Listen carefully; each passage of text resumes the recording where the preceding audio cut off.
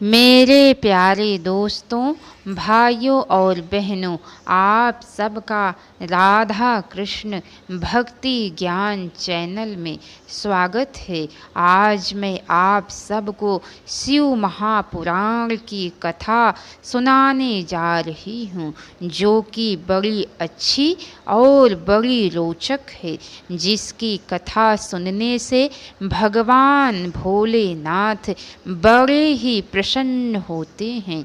तो बोलिए, विघ्नहर्ता गणेश भगवान की जय, उमापति महादेव की जय। चलिए दोस्तों, आप सबको आगे की कथा सुनाती हूँ। नारद जी का मोह की कथा। सूत जी बोले, एक समय की बात है, नारद जी तपस्या के लिए मन में विचार किया तथा हिमालय की एक सुंदर गुफा में तपस्या में स्थित हो गए। उसी समय उनकी तपस्या देखकर देवराज इंद्र संतप्त होने लगे और उन्होंने कामदेव से वहाँ जाकर नारद जी की तपस्या को भंग करने का आदेश दिया। कामदेव ने अपनी संपूर्ण कलाओं से उनकी तपस्या में विघ्न डालने का प्रयत्न किया, परंतु वे सफल नहीं हुए। महादेव जी के अनुग्रह से कामदेव का गर्व दूर हो गया।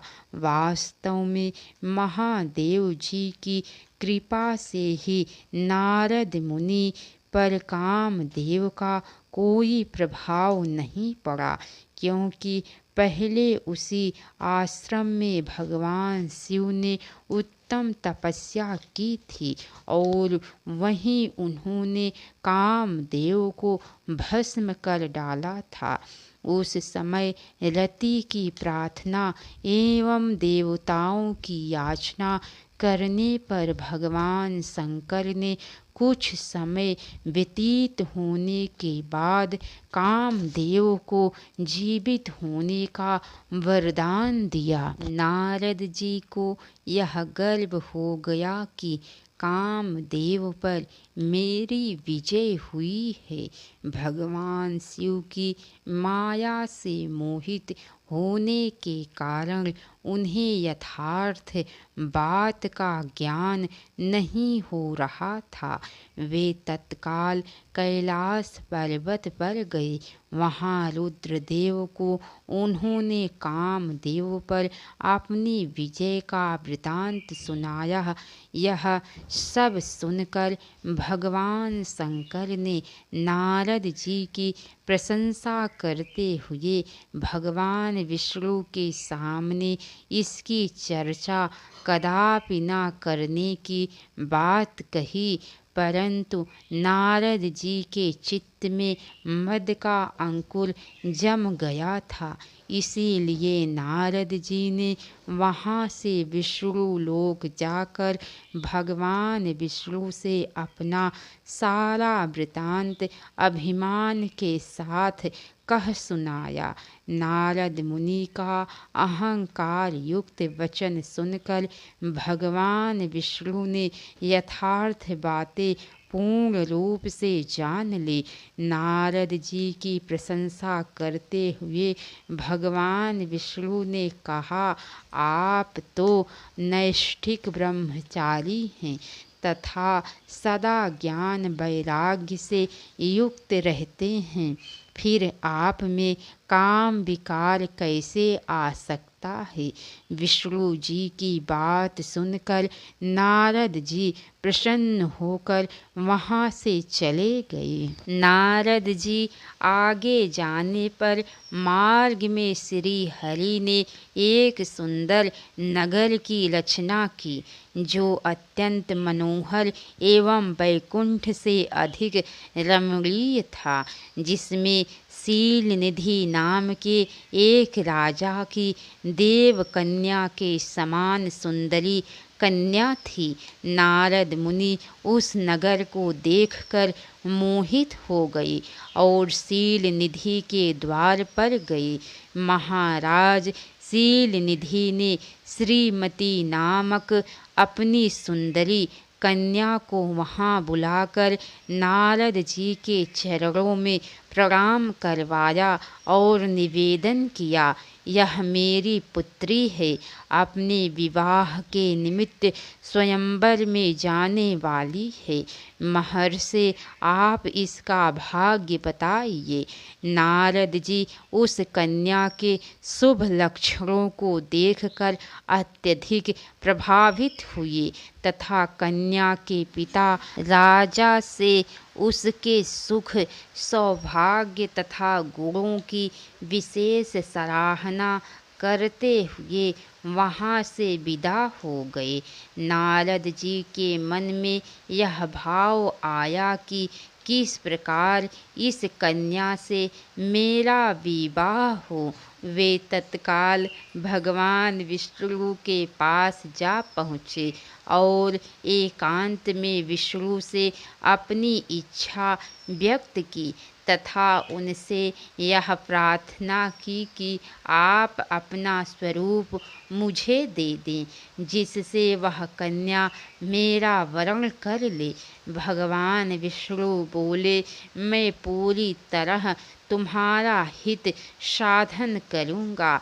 यह कहकर भगवान विष्णु ने नारद मुनि को मुख तो बानर का दे दिया तथा शेष अंगों में अपना सा स्वरूप देकर वे वहाँ से अंतर ध्यान हो गए।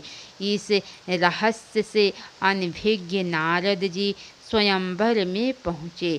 सुलक्षणा राजकुमारी स्वयंवर के मध्य भाग में खड़ी होकर अपने मन के अनुरूप वर का अन्वेषण करने लगी। नारद का वानर सा मुख देखकर वह कुपित हो गई और उनकी ओर से दृष्टि हटाकर अपने मनोवांछित वर को ढूंढने लगी। उसी समय राजा का भेष धारण कर विष्णु वहाँ आ पहुँचे। तब भगवान विष्णु के गले में वरमाला डालकर वह उनके साथ अंतर ध्यान हो गई। नारद जी की इस मुखाकृति को स्वयंवर में और किसी ने तो नहीं देखा। शिव जी के दो पार्षद वहाँ उपस्थित थे।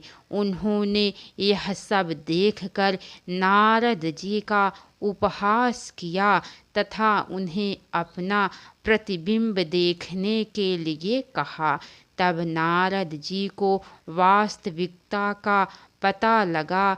तब वे क्रोध से व्याकुल हो गए। उन दोनों शिवगणों को उन्होंने राक्षस होने का श्राप दिया।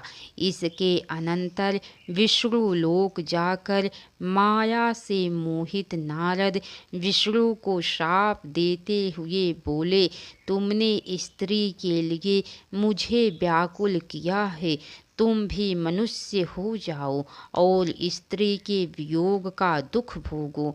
तुमने जिन वानरों के समान मेरा मुख बनाया था वे ही उस समय तुम्हारे सहायक हों। कुछ ही क्षणों में भगवान शंकर ने अपनी विश्वमोहिनी माया को खींच लिया। उस माया से तिरोहित होते ही नारद जी शुद्ध बुद्धि से युक्त हो गए और उनकी सारी व्याकुलता जाती रही। श्री नारद जी भगवान विष्णु के चरणों में गिर पड़े और अत्यंत पश्चाताप करने लगे। भगवान विष्णु द्वारा नारद जी को शिवोपासना का उपदेश। भगवान विष्णु बोले, तात खेद ना करो, भगवान शिव तुम्हारा कल्याण करेंगे।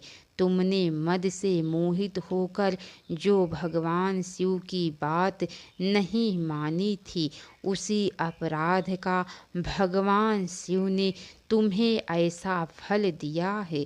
सबके स्वामी परमेश्वर शंकर ही पर ब्रह्म परमात्मा हैं, उन्हीं का सच्चिदानंद स्वरूप है।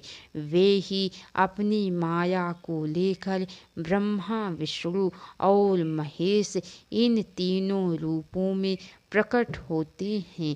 अपने सारे संशयों को त्याग कर अनन्य भाव से शिव के सतनाम स्तोत्र का पाठ करो तथा निरंतर उन्हीं की उपासना तथा उन्हीं का भजन करो। भगवान शंकर की उपासना से सभी प्रकार के पातक एवं दोष समाप्त हो जाते हैं।